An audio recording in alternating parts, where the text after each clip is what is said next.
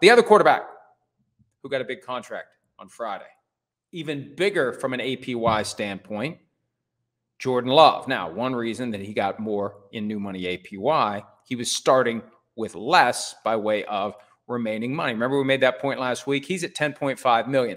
And there's a question about another $500,000. That's a workout bonus he's already earned. I'm not including that $500,000. He's already earned that money. That's gone. That's off the table.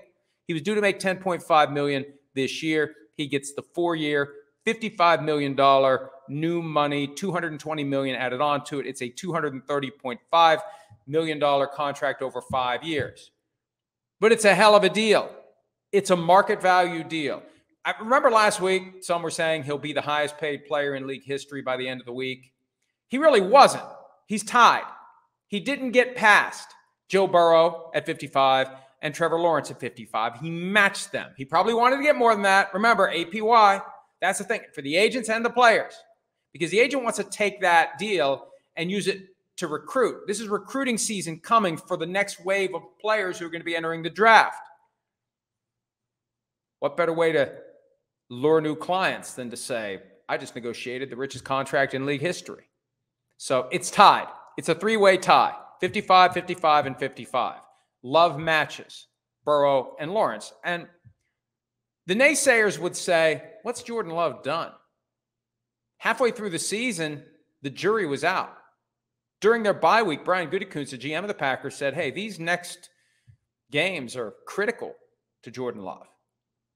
If he wouldn't have turned it around, he wouldn't have gotten this deal.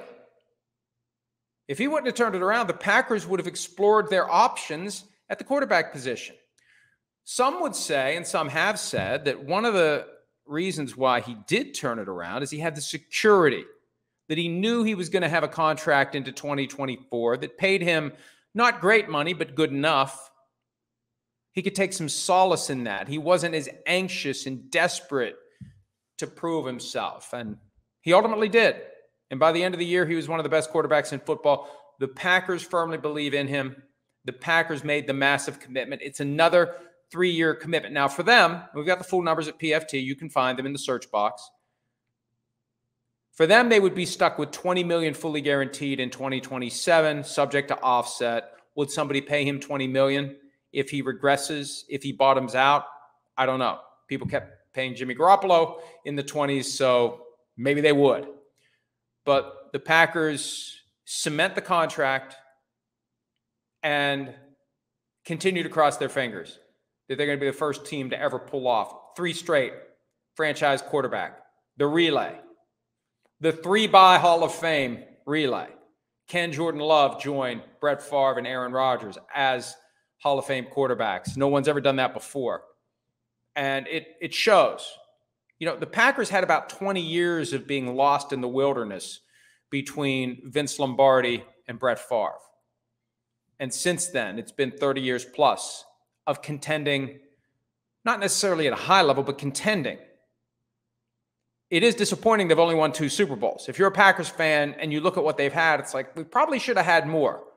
But 2 over the past 30 years is better than, 0, as plenty of teams have ended up with. Hi, it's Mike Florio. Thanks for watching PFT on YouTube. Hit subscribe for the latest news and analysis from Pro Football Talk.